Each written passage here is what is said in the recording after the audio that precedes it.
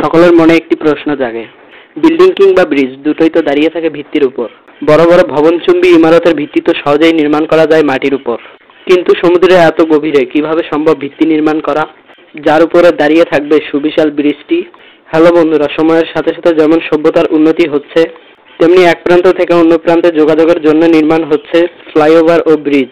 আর এই ব্রিজ তৈরি করতে গিয়ে তখনই সমস্যা তৈরি হয় যখন এটি মাটির পরিবর্তে পানির উপর তৈরি হয়। যেখানে মাটির উপর ব্রিজ নির্মাণ করতে গিয়ে ইঞ্জিনিয়ারদেরকে কঠিন চ্যালেঞ্জের মোকাবেলা করতে হয়, তার থেকেও 10 গুণ বেশি সমস্যার সম্মুখীন হতে হয় যখন ব্রিজ নির্মাণের কাজ পানির উপর হয়।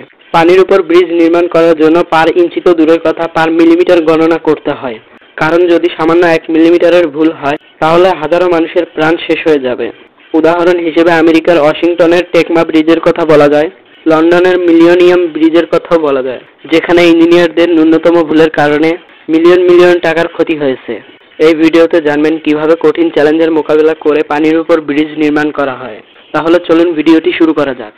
আমরা সচরাচর যেসব ব্রিজ দেখতে পাই তার মধ্যে অন্যতম কয়েকটি ব্রিজ হলো ব্রিম ব্রিজ, সাসপেনশন ব্রিজ এবং আর্চ ব্রিজ। আর নদীর মধ্যে ব্রিজের ফাউন্ডেশন তৈরি করার জন্য ইঞ্জিনিয়ারদের খুবই জটিল কিছু প্রক্রিয়ার মধ্য দিয়ে যেতে হয়। পানির গভীরতা যত বেশি হয় ইঞ্জিনিয়ারদের জন্য চ্যালেঞ্জ খুব বেশি কঠিন হয়ে পড়ে। খরস্রোতা নদীতে ইঞ্জিনিয়ারদেরকে একটি স্ট্রাকচার তৈরি করতে হয়, আর এই স্ট্রাকচার তৈরি করার জন্য ইঞ্জিনিয়ারদেরকে মাপজোক করতে হয়। নদীতে পানির ম্যাক্সিমাম এবং মিনিমাম গভীরতা, নদীতে পানির গতি, নদীর তলদেশে মাটির প্রকৃতি, ব্রিজের ওজন কেমন হবে এবং কেমন ওজনের যানবাহন এর উপর দিয়ে চলাচল করতে পারে, এগুলো ইঞ্জিনিয়ারদেরকে খুবই সূক্ষ্মভাবে হিসাব নিকাশ করতে হয়। আর এরপর ইঞ্জিনিয়ারদেরকে হোভার ড্যাম নামক একটি জিনিস তৈরি করতে হয়। পিলার স্থাপনের জন্য হোভার ড্যামের আকৃতি কখনো কখনো বৃত্তাকার হয়ে থাকে, আবার কখনো কখনো চতুর্ভুজ আকৃতির হয়ে থাকে। এখন আপনাদের মনে প্রশ্ন আসতে পারে যে হোভার ড্যাম কিভাবে তৈরি হয়। আগেই বলেছি এটা বৃত্তাকারও হতে পারে, আবার চতুর্ভুজ আকৃতিরও হতে পারে। এরপরে এটিকে পানির উপরে নিয়ে আসা হয় এবং ভারী যন্ত্রপাতি দিয়ে ধীরে ধীরে এটিকে পানির মধ্যে স্থাপন করতে হয়। আর তারপরে এটি ঠিকঠাক ভাবে পানি রোধক হয়ে পড়ে।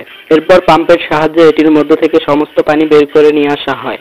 আর তারপরে স্ট্রাকচারের মাঝখানে পানিবিহীন শুষ্ক জায়গা তৈরি হয় এবং এরপরই এখানে পিলার স্থাপনের কাজ শুরু করা হয়। তবে এই পদ্ধতিতে সকল প্রকার ব্রিজের পিলার তৈরির জন্য প্রাথমিক কার্যক্রম শুরু করা সম্ভব না। যেমন সমুদ্রে এই স্ট্রাকচার দিয়ে পিলার স্থাপন কোনোভাবেই সম্ভব নয়। ইঞ্জিনিয়ারদেরকে প্রথমে সমুদ্র তলদেশের উঁচু জায়গার খোঁজ করতে হয়, তারপর সেখানে এক্সকিউভেটর দিয়ে গর্ত খুঁড়তে হয়, আর এরপরই এখানে কভার ড্যাম স্থাপন করা হয়। তারপর এটার ভিতর থেকে সমস্ত পানি বের করে নিয়ে সিমেন্ট এবং কংক্রিটের মিশ্রণ দিয়ে পিলার স্থাপনের জন্য একটি বিশাল আকারের স্ট্রাকচার নির্মাণ করা হয়। তারপর কয়েকটি পিলার স্থাপন করা হয়। এভাবেই মূলত সমুদ্রের ব্রিজ তৈরি করা হয়। আমাদের পৃথিবীতে এমন কিছু ব্রিজ রয়েছে যা তৈরি করতে মিলিয়ন মিলিয়ন ডলার খরচ হয়। আপনারা হয়তো বুঝতে পেরেছেন কেন এত টাকা খরচ হয়।